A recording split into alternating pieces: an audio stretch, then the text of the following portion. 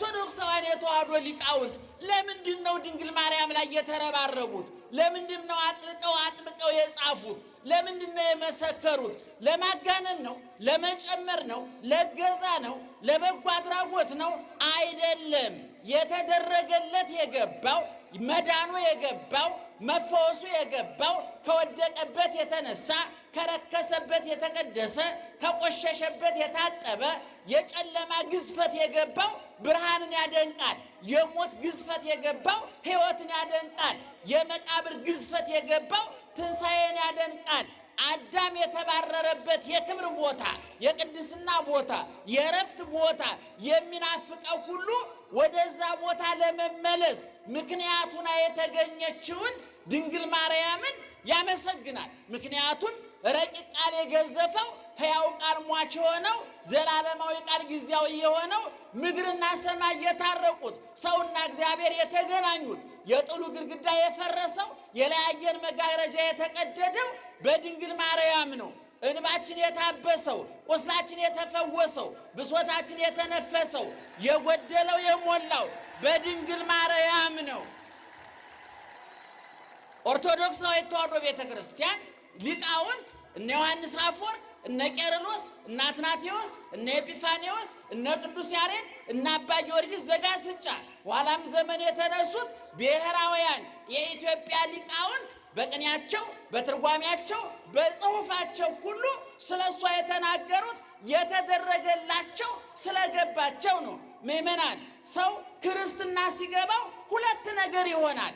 አንደኛው የተደረገለት ይገባዋል፣ የተደረገለት ይሰማዋል፣ የተዋለለት ውለታ ይገባዋል። ሁለተኛ ምን ላድርግ ብሎ ይጠይቃል።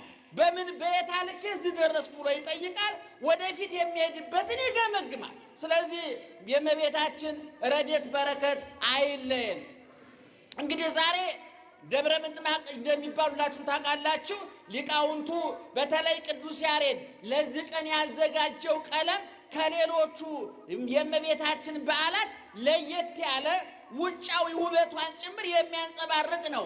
ክበበ ገጻ ከመወር ወአዕይንቲሃ ከመኮከበ ጽባሕ ወቆማ ከመበቀልት ለማርያም ድንግል እስመ ወለደት ለነ መናህቧ ዘውእቱ ህብስተ ሕይወት መፍትሔ ሕማማት።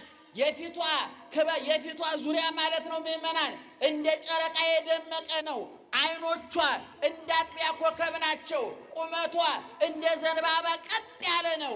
እስመ ወለደት ለነ መናህቧ የረቀቀውን የተሰወረውን ቢበላ የማያልቀውን እስከ ዛሬ የተበላ ዛሬ እየተበላ ያለ ለዘላለም የሚበላ የማይለወጥ የማይቀየር ሀብታሙ ድሃው ጤነኛው በሽተኛው ያተረፈ የከሰረ የሞላለት የጎደለበት ትልቁ ትንሹ ሰው የማይመረጥበት ሥጋዬን የበላ ደሜን የጠጣ የዘላለም ሕይወት አለው ብሎ ለራቀው ለቀረበው ለትንሹ ለትልቁ ቀራንዮ ላይ ራሱ ግብዣ ራሱ ጋባዥ ራሱ ድግስ ራሱ ደጋሽ ሆኖ መስጋውን ቆርሶ ያበላ ደሙን ቀርቶ ያጠጣ በቁስሉ የፈወሰ እጆቹን እግሮቹን ተቸንክሮ በጦር ተወግቶ ምራቅ ተተፍቶበት በጥፊ ተመቶ ሐሞት ኮምጣጤ ጠጥቶ የሾህ አክሊል ተደፍቶበት ተገንዞ ተቀብሮ